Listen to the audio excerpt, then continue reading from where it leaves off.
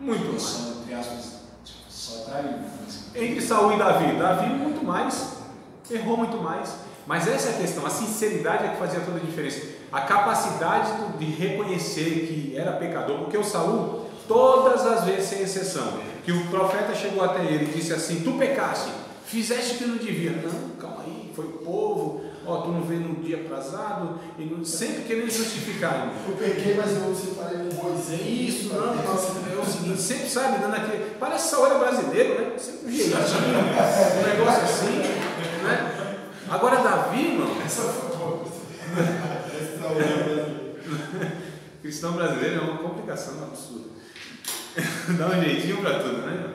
Então o que acontece? O Davi não. O dia que o profeta, o Natan, disse assim: tu és o pecador, tu és esse homem, ele disse: pequei contra o Senhor. Não teve conversa, reconheceu na hora. É por isso que Deus disse: traspassado será o teu pecado. Não vai morrer. Pela lei devia morrer, mas não vai, porque a misericórdia triunfa sobre o juízo. É o que diz o texto. A misericórdia, irmãos, ela esmaga o juízo. A misericórdia de Deus, a partir de uma sinceridade e um arrependimento, anula o juízo, porque entra a graça de Deus, esmagando tudo isso. Onde abunda o pecado, superabunda a graça, porque há uma disposição no coração diante de Deus de falar: tu és santo e eu não sou, e diante de um Deus santo não mereço nada e sou pecador. No reconhecimento da miséria está a riqueza de Deus, da sua graça sendo derramada e nos renovando todas as vezes que o pecado quer dominar nossa alma, todas as vezes que a gente não dá conta da lei, a graça vem e nos levanta diante de Deus, ergue a nossa cabeça, esmaga o juízo do diabo sobre nossa acusação, melhor dizendo, do diabo sobre nossa vida. É a graça, irmãos.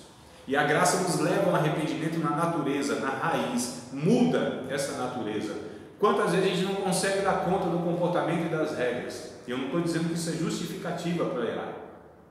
Eu só estou dizendo que a ética cristã vai para além do comportamento. Para além do comportamento. Tem que ir na natureza, irmãos.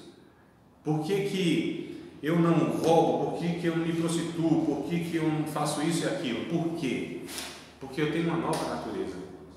Essa nova natureza que Deus gerou em mim, ela me constrange. Essa nova natureza me dá prazer na lei de Deus. Olha só. Por que você não faz isso? Não é porque eu não posso. Porque poder eu posso mais do que qualquer outro pecador. Eu posso. Eu tenho condição. Aquele que não serve a Deus não tem condição de escolher. Ele peca. Ele é escravo do pecado. Eu não. Quando eu peco é porque eu escolhi pecar. E eu poderia escolher não pecar. Porque é uma nova natureza em mim que me dá o poder de pegar o pecado e colocar na rédea aqui, ó. E deixar que essa nova natureza possa reger na nossa vida. Só no caso, iniquidade é um pecado consciente, né? O termo você está falando? Isso. É uma rebelião, né? Iniquidade diz respeito à rebelião.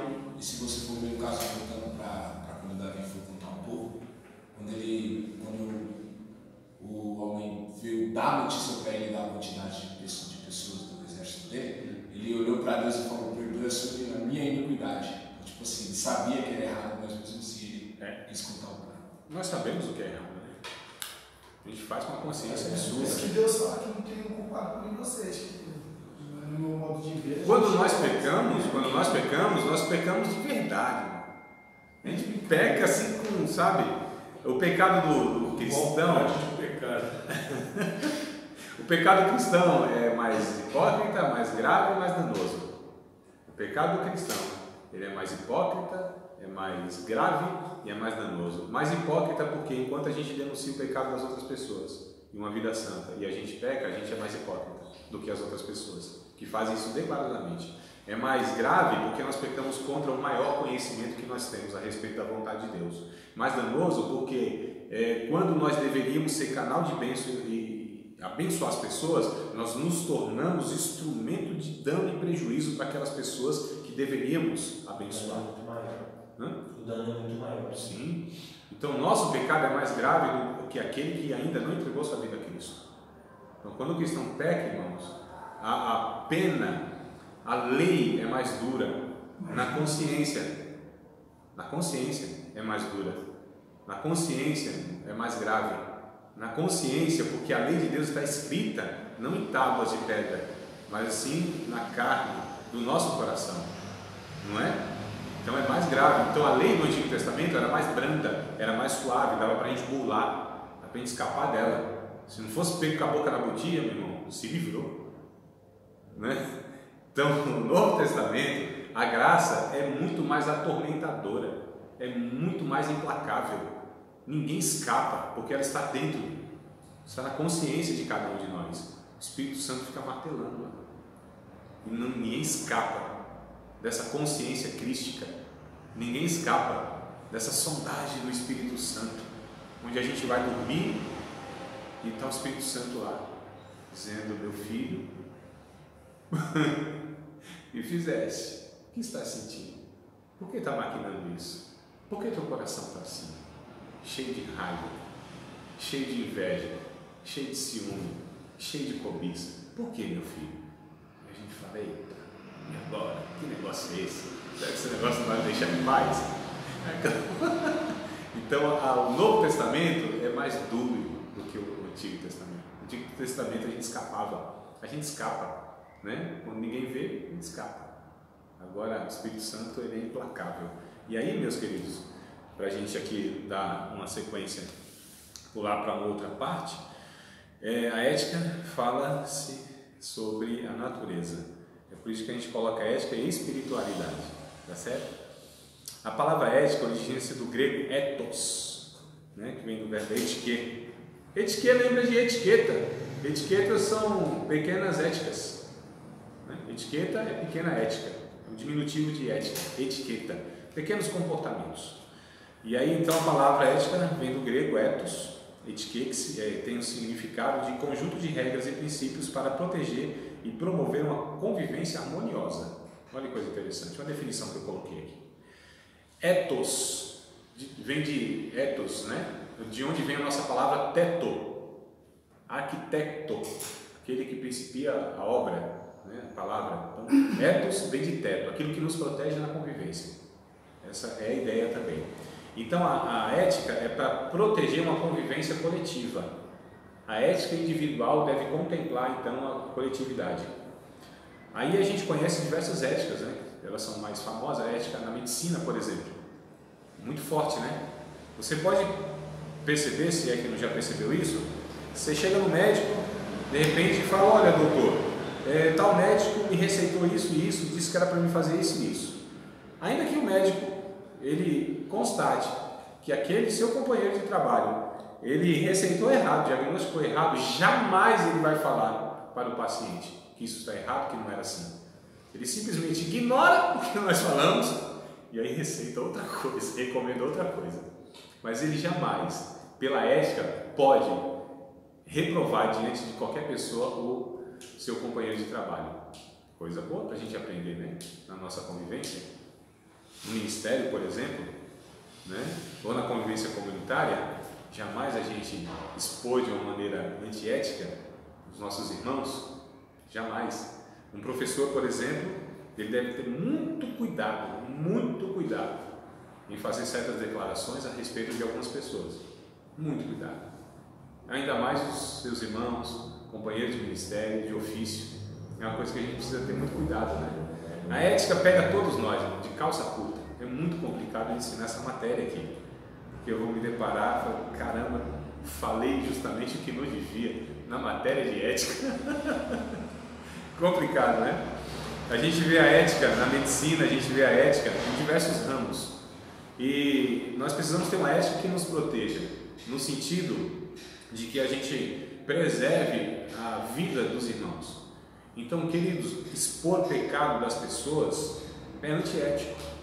Falar mal dos nossos irmãos em Cristo é antiético.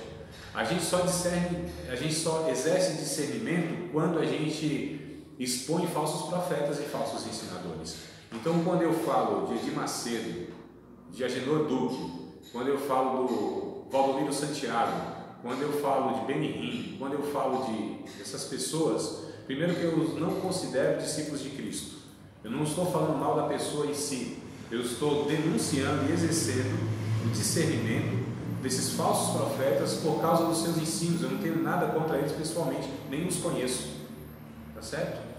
Agora, é isso que a gente precisa entender.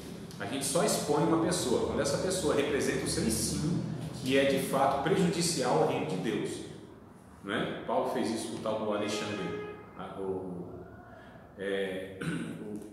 aquele que trabalha com, oh meu Deus, reciclagem não, coisa de ferro, não, mas tem o nome, o latoeiro é o ferro velho. Alexandre trabalhava com ferro velho, é esse aí, o latoeiro. Então falou desse camarada, falou do Irineu e Fileto, estou ruim de nome hoje, é mais ou menos isso aí. Ou seja, pessoas que não eram as pessoas em si, é o que elas representavam. Essa é a questão. Então a gente precisa entender que ética, ela nos protege e ela precisa proteger as pessoas. Então nós não atacamos pessoas, nós não falamos mal de pessoas, e sim do que elas fazem, porque elas são o que elas fazem, e isso prejudica o reino de Deus e pessoas. Deu para compreender mais ou menos? Não sei se eu consegui me expressar a diferença de uma coisa e de outra. Fala mal apenas e de você denunciar uma mentira, algo que prejudica. Não é a pessoa em si. As pessoas precisam ser protegidas, irmãos. As pessoas são nossas, mais segurança de Deus, eles são parte nossa. Então eu fico vendo em redes sociais pastores falando mal de pastores, pastores mesmo, estou falando pastores de pastores, não pastores de falsos profetas, falando mal de pastores, não é falando mal, mas denunciando. Igrejas denunciando denominações e tal, né? É muito prejudicial quando a gente envolve pessoas sem de fato discernir que não são as pessoas em si. E a gente precisa ter uma ética da não fofoca, os prejudica, irmãos, de não expor pecado de ninguém. Os pecados, eles precisam ser tratados, amados, nos bastidores, a não ser que seja de tal forma público que escandalize o corpo. Não é isso que Jesus ensinou em Mateus capítulo 18? O irmão pecou contra ti, vai, você e ele, repreende-o. Não, o irmão te ouviu, você ganhou, seu irmão. Se não ouviu, chama mais 2 ou 3. Tenta resolver esse negócio lá nos bastidores. Se não resolveu, aí vai para a coletividade, vai para a igreja, vai para o corpo de Cristo. Mas percebe que tem passos onde Jesus está ensinando, né? Trata o pecado aqui. Não é camuflar, não é esconder, não é pôr panos quentes em cima do pecado, mas é tratá-lo de uma maneira a preservar ao máximo e não expor essas pessoas. As pessoas são expostas de uma maneira muito fácil, irmãos. Inclusive na nossa lei isso dá processo, calúnia, difamação, ato vexatório, não é? Então é muito complicado. É que os crentes não processam um ao outro, né? Eles não vão para o tribunal, obedecem, né, a palavra de Deus. Mas se fosse, meu irmão, que tinha de crente processando um ou outro aí, seria até justo, porque isso não se faz. Você não expõe as pessoas. As pessoas falam muito mal dos irmãos. Paulo diz: se vocês mordem uns aos outros, vê se não devoram uns aos outros. A gente já se morde, né?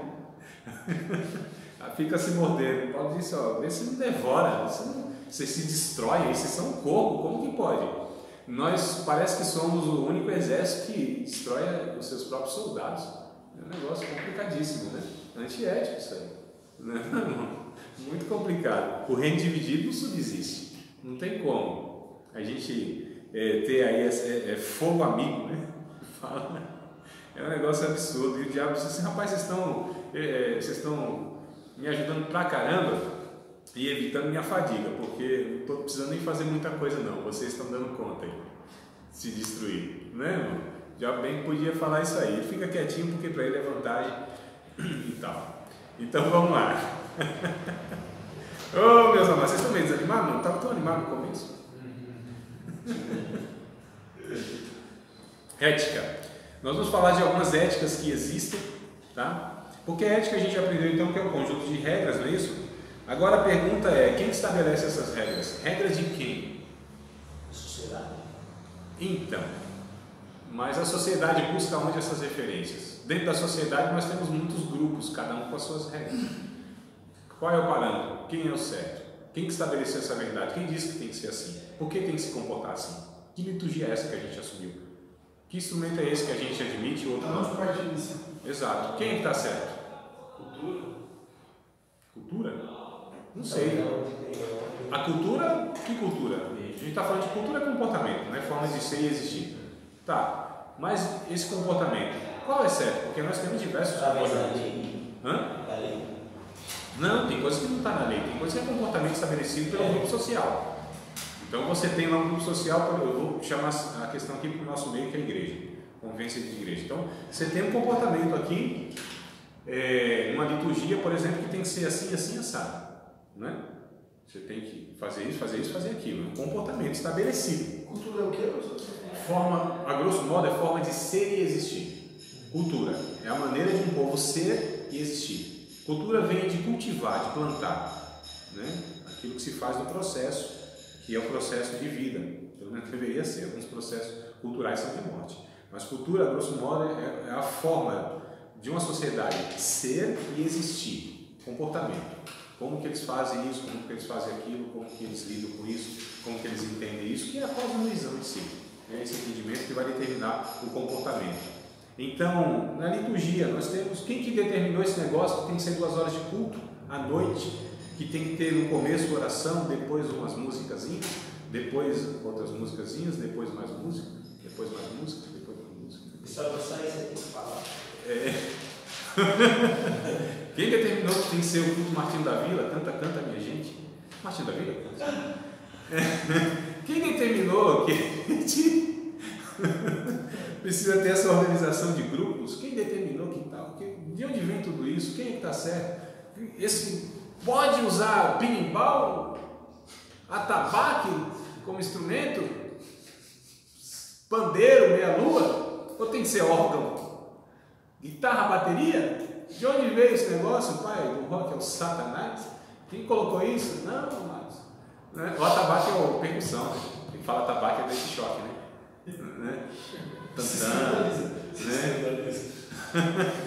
Então, quem é que está certo, amado? Quem é que está errado? De onde veio tudo isso? E a gente percebe que tem fontes, né? E eu vou discutir com vocês aqui, eu vou trazer para vocês algumas éticas. Ética humanística, se quiser anotar, pode anotar, que eu acredito que vale a pena anotar. Ética humanística.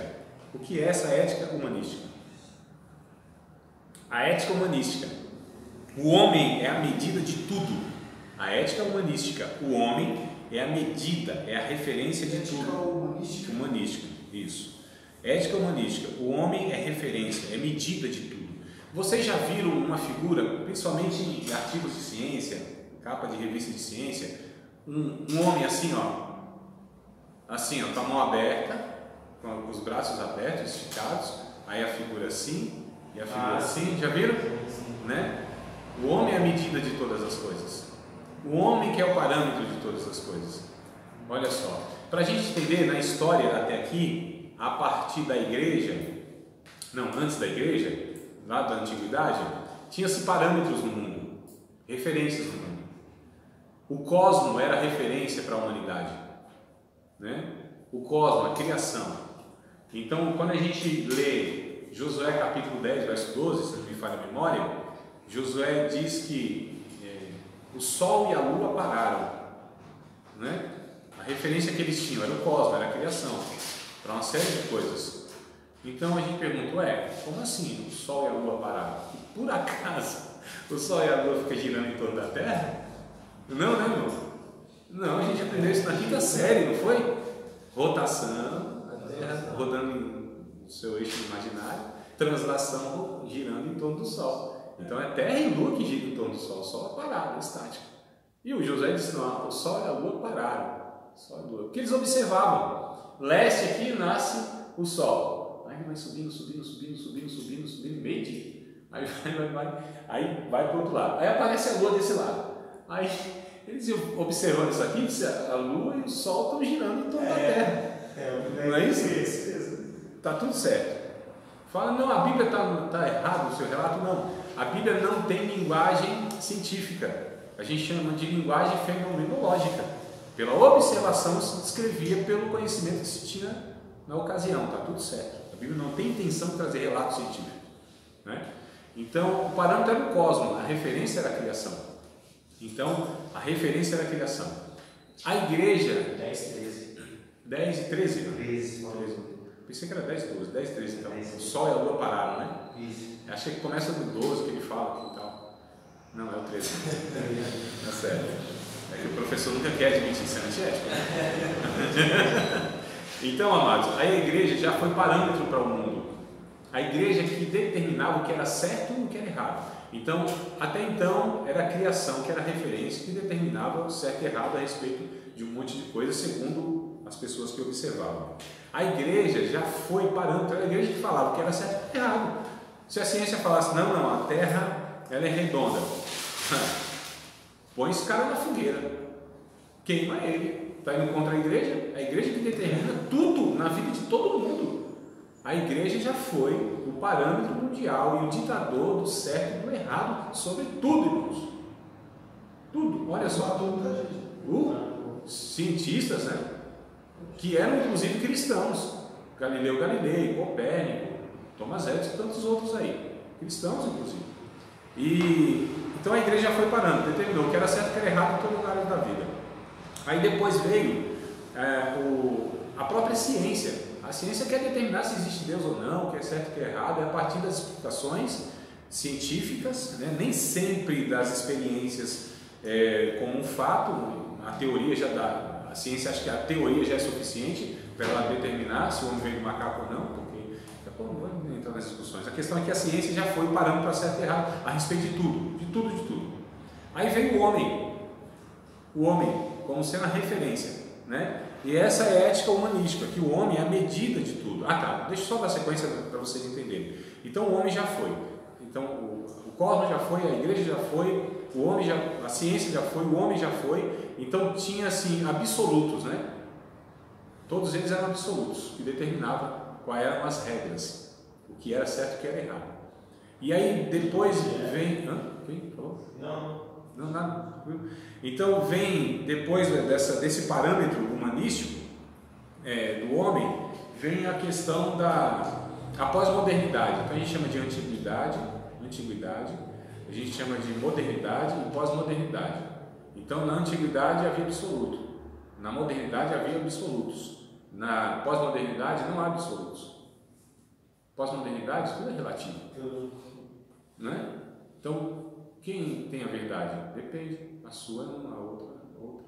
Cada um tem a sua verdade, não é absoluto. Qual é o parâmetro? Nenhum. Cada grupo social tem o seu. Olha que coisa complicada, irmãos. Né? Então não há absoluto segundo aí essa pós-modernidade. Não há parâmetro. Por isso que eu perguntei, a regra de quem? Quem é que estabelece isso? Então o homem é a medida de tudo. O certo para essa pós-modernidade são dois fatores que determinam: o hedonismo e o utilitarismo. Então, dois fatores que determinam para essa ética humanística o que é certo: o hedonismo com H, hedonismo, e o utilitarismo, que vai determinar, dois fatores que vai determinar o que é certo ou o que é errado, o hedonismo e o utilitarismo. O hedonismo é a decisão baseada no prazer. Hedon, né? Que é prazer. No prazer. O que é certo? O que te dá prazer. O que é certo? O que te traz alegria. É Hedonismo e utilitarismo. Hedonismo? Isso, com H. Hedonismo. Que é o conceito de que você é pautado e você deve buscar sempre aquilo que te dá prazer. Então, o hedonismo é decisão baseada no prazer. O utilitarismo é o bem maior para o maior número de pessoas. O utilitarismo é o bem maior para o maior número de pessoas. Repetindo mais uma vez. Hedonismo é a decisão baseada no prazer. É hedonismo ou hedonismo? Hedonismo com H. Eu estou sem X aqui. Com H. Hedonismo. Isso. É a decisão baseada no prazer. Tá certo? O prazer que determina. Te traz prazer, te traz alegria, te traz satisfação, é certo. Faça. Independente de qualquer coisa. Rapaz, 2, 3 mulheres te dá mais prazer? Tenha. Né? Complicado isso daí. Muito complicado. Converse com a esposa de vocês que vocês vão ter certeza. Olha o que está fazendo. Então, te dá prazer ter vantagem financeira, mesmo que seja de uma maneira ilegal? Faça. Te dá prazer comprar algo mais barato, muito mais vantajoso, mas é ilegal, é pirata? Faça. Porque porque é o prazer que determina, não é? Você mente, você engana, mas te dá prazer? Faça, porque é o prazer que vai determinar o que é certo. Então essa é a ideia do hedonismo, é a busca do prazer, é decisões baseadas naquilo que te faz feliz. Eu tenho um comercialzinho assim, esqueci agora o que é, né? Aquilo que te faz feliz. Ah, irmão, e aí, tá na igreja lá? Está se sentindo bem? Fica lá. Decisão baseada no prazer. Quer dizer, a gente não toma decisão para participar de uma igreja porque é bíblica, é porque eu me sinto bem. Olha só, me sinto bem. Ah, que me sinto tão bem, tão bom. Se é bíblico ou não, detalhe. Não é? Detalhe. Então o hedonismo é decisão baseada no prazer. O utilitarismo é o bem maior para o maior número de pessoas. Então é a decisão baseada quando favorece a maioria. É útil. Nós somos muitas vezes tratados como pessoas úteis ou inúteis, né? E pela é o bem maior para o maior número de pessoas. É o utilitarismo. Estou falando da ética humanística, tá? Estou falando isso aqui é certo, não, tá? Vocês não ficam olhando para mim assim. O bem maior para o maior número de pessoas. O que é útil? Ah, é útil. Então a gente faz o que é útil. Se você é inútil, inclusive você é descartado, né? Descartado. É útil. A pior coisa que tem, amados, é nós sermos tratados como pessoas úteis. Ser tratado como úteis? É a pior coisa, como úteis. Não pelo que somos, sim por aquilo que nós favorecemos. Nós somos você só está aqui porque você é útil. Se você não for mais útil, você não quer. O diabo é um cara útil. Para Deus é. E bem mais útil que muitas pessoas. Ele é útil, né? É útil. Porque se nós fôssemos tratados por Deus como sendo útil e inútil, amados, perdido. Mesmo porque tudo que a gente faz, a gente ainda é chamado de servo inútil. Ordinário. Tu diz. Olha, tá vendo?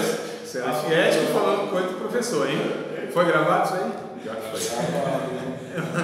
Eu junto provas contra mim mesmo. Eu acho incrível isso. Deve ser antiético. Então o que acontece? Útil, utilidade, o bem maior para o maior número de pessoas. A decisão, então, o que é certo ou errado, se é bom para o maior número de pessoas. Esse é o utilitarismo, né? Essa é a ética humanística, então. A ética existencialística é outra ética. Ética existencialística. A experiência do indivíduo é o que conta. A ética existencialista, a experiência existencialista, né? A experiência existencial. Então, ética existencialista, é com X, tá? Existencialista. Isso. A experiência do indivíduo. Isso é o que conta. A experiência do indivíduo. Qual é o parâmetro do certo e do errado? A experiência que eu tive. Olha que coisa complicada no meio dos cristãos. Ô irmão, isso aí não é certo. Rapaz, mas deu certo. Ah, rapaz, eu fiz a campanha, peguei a água, peguei o sal, cumpri o voto, fiz tudo certinho, deu certo. É certo? A experiência que eu tive deu certo. Empirismo. É o empirismo. É a verdade baseada apenas na experiência pessoal. Nem sempre o que dá certo é certo. Nem sempre o que dá certo Deus aprova. Então a ética existencialista é a experiência que conta. A experiência do indivíduo é o que determina se é certo ou errado. Quer ver um exemplo muito básico no nosso meio, que somos pentecostais? Numa liturgia, onde a graça de Deus está sendo derramada de uma maneira intensa. A presença de Deus é algo assim extraordinário. Enche o nosso coração, a nossa alma. Todos nós começamos a falar línguas, não é? Todos nós. E a Bíblia diz que não é para ser assim. Porque não há sentido, não há propósito nisso se não houver intérprete. Ah, irmão. Rapaz, mas é só glória. Fogo, cara. Deus cura, abençoa e tal. Tá bom. Mas o comportamento é determinado pela experiência pessoal? Ou pela Bíblia? Porque a Bíblia é muito clara nisso. E o propósito de falar línguas estranhas é audível. Depois a gente entra nisso aí. Só estou dizendo que a experiência para nós invalida a doutrina bíblica, porque os crentes no Brasil acreditam em tudo menos na Bíblia. A experiência pessoal é muito mais significativa do que os textos bíblicos. Vamos lá. Ética naturalista. Meu irmão, não se abunei, não se aperrei. Depois a gente chega... Naturalista? Naturalista, isso. Ética naturalista. Os mais aptos é que sobrevivem. Ética naturalista. Os mais aptos é que são os que sobrevivem, né? Os mais aptos, os mais capazes. Irmão, selva de pedra. Os mais aptos é que sobrevivem. Então, a ética naturalista, ou seja, o que vai determinar o comportamento, se é certo ou errado, é aquele que tem capacidade, que é apto. É ele, sim, esse apto é o que sobrevive, em detrimento das outras pessoas. Então, a ética diz que você tem que vencer. Mercado de trabalho não é fácil. Competição está aí. Senhor, dentro dessa ética aqui, cabe aquele ditado que diz lá que o mundo é dos mais fortes? Como? O ditado que o pessoal está falando, o mundo é dos mais fortes, né? Você sobrevive os mais fortes. Os mais aptos. Os mais aptos. É a ideia do Karl Marx. Do Karl Marx? Não, Marx não, desculpa. Rapaz, está me fugindo aqui. O cidadão lá da origem das espécies lá. Me ajuda aí. Quem que é, meu pai? Fugiu da mente agora. É? Dá uma bugada aí, não tem nada não. Pai, deu um branco agora. O cara da teoria das espécies lá. Da teoria das espécies. Da teoria das espécies. Evolução das espécies. Charles Darwin, isso. Rapaz, deu um branco. Quem estudou ciências aqui? Charles Darwin, né? Os mais aptos é o que sobrevive. Então é a selva de pedra. A gente está aqui comendo um ou outro, vivo. Né? Então é competição. Isso, quando traz para a nossa convivência de igreja, isso é muito complicado, porque a gente não tem noção de reinos, de impérios, que uns competem com os outros, onde uma igreja, um pastor, diante do outro pastor, não vê como um cooperador e como um competidor e aquele que vai ameaçar de alguma maneira, onde uma pessoa que ensina, quando se depara com outro ensinador que ensina até melhor do que ele, é mais carismático, ele vê como uma ameaça, né? Então, olha só, um pregador que prega melhor do que o outro, já competição. Isso é ética naturalista, os mais aptos que vão sobreviver. E aí eu faço de tudo, então, para eu sobreviver, irmão. Ainda que eu tenha que matar o outro. Lei da selva. Não é? Questão de sobrevivência. Ética naturalista. Tem que ser mais forte. E para ser mais forte, eu enfraqueço o outro. E para eu me tornar grande, eu apequeno as outras pessoas. Porque a pessoa pequena não tem condição, não cresce, e para que ele então seja maior do que o outro, ele diminui o outro. Olha só. É interessante isso que, no caso, aconteceu entre os discípulos, né? Depois que Jesus pregou, depois que Jesus falou tudo, eles estavam brigando para ver quem era maior. Quem é mais qualificado, mais qualificado. Quem é o maior dentre nós, né? E aí Jesus pergunta: o que você estava falando pelo caminho? Quem é o pregador, meu irmão, que vai chegar diante de Deus? Senhor, eu sou melhor do que o outro. O outro é pior do que eu. Diante de Deus a gente tem vergonha de fazer essas coisas, né? A gente faz isso nos bastidores. Irmão. A ética não permite que a gente exponha. Uma boa dica. Eu anotei aqui, para não esquecer. Eu não anotei não, meu Deus do céu. Eu tinha anotado. Mas é um negócio bem interessante para a gente avaliar o que é ético ou o que não é ético. O que é ético? É aquilo que a gente pode explicar como fez. Entendeu? Você pode explicar publicamente como você fez aquilo? Se não pode, meu irmão, isso foi antiético. Mas eu fiz um negócio aqui, mas não posso falar exatamente como eu fiz, então não devia ter feito. Né? Não pode explicar como fez, não faça. Né? Não pode explicitar isso, publicar isso, como foi feito, não faça. É antiético, é um bom parâmetro também, né? Se a gente não tem vergonha de falar como fez, aí tudo bem. Agora, se a gente de alguma maneira se envergonha de fez, é antiético. Aí é antiético, é um parâmetro bom pra gente julgar, né? Rapaz, como você fez isso? Como você conseguiu isso? Eu vou uma certa frase que faz até um pouco de sentido. Se você não pode orar por algo, você não deve desejar. Sim, interessante. Exato, né? Oh, sim, queria tanto aquela mulher. Mas ela é casada, ou eu sou casado. Então é verdade, pode orar, né? Tem gente que olha, mata ele. Não, mas o crente, ele jamais vai orar assim, mano. Ele vai orar da seguinte forma: Senhor, esse teu servo de Deus promove ele para a eternidade. Promove ele. Então vamos lá. A ética, um dia o rapaz falou para mim assim: Ô André, eu não vou falar, não era cristão, não. Sabendo que eu era cristão, né? Ele disse: rapaz, o que não deve cobiçar o próximo quando o próximo está próximo, né? Cobiçar a mulher do próximo quando o próximo está próximo. Então vamos lá, mas a ética naturalista, os mais rápidos é que sobrevivem. Calma, mano, calma. Não entendeu? Deixa quieto, descarta. E eu não estou aprovando nada disso, tá? Calma aí, eu só estou expondo aqui os negócios. Mas também assustado, assim, veio a primeira vez, os irmãos vendo a segunda vez, falei, eita, que professor atrapalhar isso. Calma, eu estou expondo aqui os conceitos, eu não estou aprovando nada, estou falando nada disso é certo. Nós vamos chegar na ética cristã.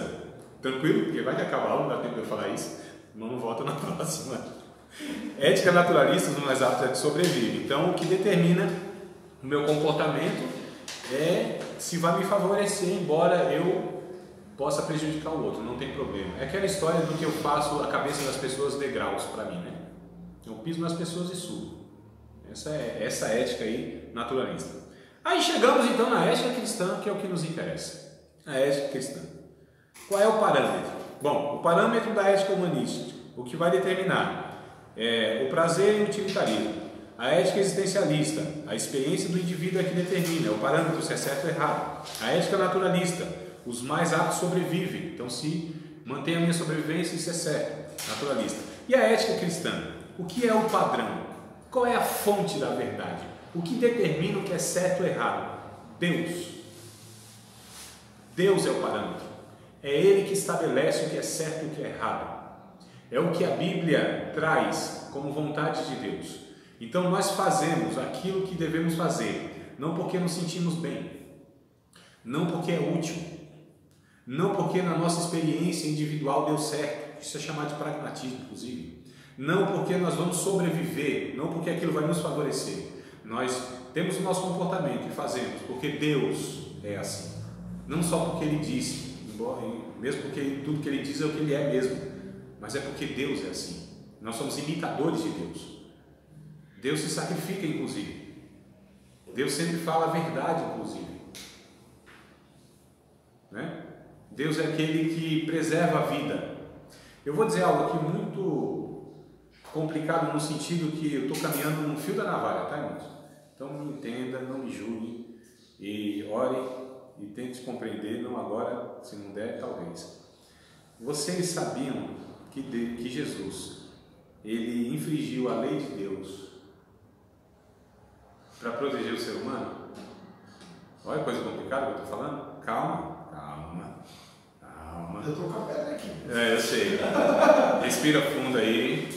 Fala, Jesus, tira o espírito da heresia desse professor. Jesus, uma certa feita, estava com seus discípulos e ele comeu lá de uns negócios que não podia, que a lei determinava que não podia, e eles comeram. Não é isso? Foi isso a ideia? Foi? Comeram ou foi um dia de que não era permitido e eles fizeram alguma coisa? Acho que foi isso, né? Não é isso, foi? Ou foi o Davi? Porque ele pega o exemplo de Davi. Foi Davi, meu irmão. Foi Davi. Tá, mas eles estavam fazendo algo que a lei não aprovava. Eu acho que era curar no dia de sábado, alguma coisa desse tipo, não era? Isso. Era alguma coisa lá que a lei falava, não pode isso, não pode aquilo e tal. Não lembro exatamente. A questão é que a lei falava que não podia fazer. E Jesus fez. E aí os adversários falaram assim, por que está infringindo a lei de Deus? Por que está fazendo isso que não é lícito fazer?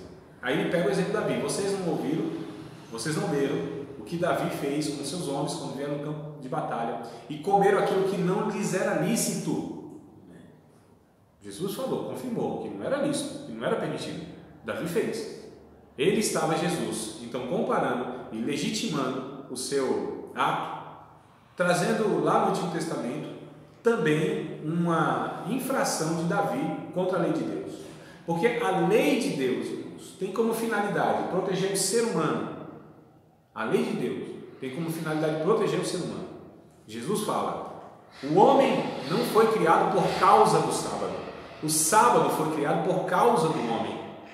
O homem não foi criado por causa da lei. A lei foi criada por causa do homem, para proteger o homem. Deu para mais ou menos entender? Eu sei que às vezes um conflito, como assim? Só falando que Jesus pecou? Ele não disse isso. Jamais. Disse que Jesus pecou. Eu estou dizendo que Jesus, ele pega, na verdade, a essência da lei, que é para proteger o ser humano. As regras de Deus, as leis de Deus, não são para colocar uma cerca para nos privar daquilo que é vida. Pelo contrário, as leis de Deus é uma cerca que nos protege. Porque se a gente passar aquela cerca, Deus sabe que a gente cai no abismo. Então as regras de Deus favorecem a vida, amados. Nós temos que ser imitadores de Deus, né? Nós fazemos o que fazemos para proteger a vida das pessoas. O que importa são as vidas das pessoas, a preservação da alma, da eternidade, da integridade, da dignidade do ser humano. Então eu não estou nem aí para a minha tradição religiosa, para os meus títulos que me deram, para a minha fama. Eu não estou nem aí, sabe, para o que vão pensar de mim. Eu não estou nem aí. Eu quero mais é preservar as pessoas. Se for necessário sacrificar o meu ministério por causa de um ser humano, de uma alma, farei isso. O meu ministério, o meu chamado, o meu nome não está acima de um ser humano. Jesus, ele muitas vezes colocou isso em risco. Quando falava com uma prostituta, quando falava com um pecador notório, quando estava conversando com pessoas que os religiosos se escandalizavam. Então as regras, muitas vezes, que nós assumimos, elas não têm a essência da natureza de Deus, não imita Deus. A gente está muito preocupado com as aparências, com os comportamentos, né? Com o julgamento das pessoas, muito. E a gente se torna religiosos, hipócritas, individualistas, egoístas, e ainda dizendo que nós estamos tendo o comportamento de um homem de Deus. Conversa fiada, é nada. A gente tem que imitar Deus. Então Deus é o padrão, Deus é a fonte da verdade, Deus é aquele que estabeleceu o que é certo e o que não é certo, né? Então a gente tem esse parâmetro. Então a gente vai partir falando de ética. Estou com problema aqui. Falando de ética, sobre a ética a partir daquilo que Deus disse. Então para nós, irmão, não é o que dá certo, não é o que traz prazer, não é o que vai nos favorecer, não é nada disso. Não é. O que vai determinar é a palavra de Deus. O que é certo e o que não é certo. O que a gente deve, como a gente deve viver ou não. É a palavra de Deus. Não são os nossos sentimentos. O coração do homem é enganoso. É complicado demais a gente seguir o nosso coração, né? É por isso que às vezes as pessoas falam assim: eu vou fazer isso e aquilo. Mas por que você vai fazer? Eu senti de Deus de fazer. Eu não sinto de Deus, eu sei de Deus. Eu prefiro saber de Deus do que sentir de Deus. A não ser que eu tenha assim 100% de uma comunhão, um discernimento absurdo, que tudo que eu sinto, eu entendo que de fato aquilo é de Deus. E eu não tenho, eu, André, não tenho essa capacidade, essa espiritualidade toda, essa comunhão toda, essa fiação. Eu não tenho, né? Não tenho mais. Meu coração, ele é enganoso, eu não confio nele. Meu coração, às vezes, ele me leva a sentir para fazer tal coisa. Só que quando o sentimento quer me direcionar, eu pego aqui a razão da Bíblia, a lógica da Bíblia, a mente de Deus, e tento trazê-la aqui para sufocar e sucumbir o meu sentimento. Porque todas as vezes que a gente age pautado por sentimentos, ou quase todas as vezes, 99%, nós vamos nos arrepender, vamos ter que pedir desculpa para alguém, não é? Sentimento não deve reger a nossa vida. O que deve reger a nossa vida, irmãos, é isso aqui, ó, mente de Cristo, entendimento transformado pelo Evangelho, compreensão da vontade de Deus. Paulo disse: eu sei em quem tenho crido. Ele não disse: eu sinto em quem tenho crido. Eu sei em quem tenho crido. O saber, o entender, o compreender são expressões muito mais de fé do que o sentir na Bíblia. Muito mais. Então fé e entendimento é a mesma coisa. Entendimento bíblico, estou falando. Fé. Então o que vai determinar o que eu tenho como certo e errado o meu comportamento é o que eu sei de Deus, do caráter e da natureza de Deus, o que Ele fala sobre a sua vontade na sua palavra. É isso que determina, né? É um desafio absurdo, porque a gente tem tudo isso envolvido e não é fácil, irmãos, a gente tomar certas decisões na vida. Não é fácil a gente ter um comportamento e um estilo de vida, porque tudo isso está envolvido. E aí há renúncias, há perdas, né? E as pessoas elas vão falando, rapaz, faz isso não é assim, não é desse jeito. E a gente vai contra o mundo muitas vezes. A gente vai contra nós muitas vezes. A gente vai contra aquilo que as pessoas pregam muitas vezes. Contra uma multidão, né? Só que Jesus disse, ó, vocês mudaram o curso do mundo, mudaram o curso da vida de vocês, indo contra o mundo. Vocês iam no curso do mundo, vocês agora estão. E muitas vezes, amados, os nossos irmãos, dentro das nossas comunidades de fé, são aqueles que de fato vão falar para a gente, não, rapaz, faz assim não, é assado. E aí a decisão só cabe a nós. Só cabe a nós. É muito complicado ter uma ética bíblica cristã, ter Deus como padrão. Ih, irmãos, nossa, Paulo Nós diz. mesmos acabamos se perdendo nisso. Oi? Às vezes até nós mesmos acabamos se perdendo nisso. Mas somos nós mesmos que nos perdemos. Somos nós mesmos, irmão, que ficamos numa situação porque a decisão é pessoal. A ética diz respeito àquilo que eu decido. E só eu posso decidir. E não posso justificar uma coletividade que decidiu por mim. Ou fiz porque a multidão fez. Olha o Saulzão aparecendo aí. Fiz porque a multidão fez. Vai na multidão. Não, amado.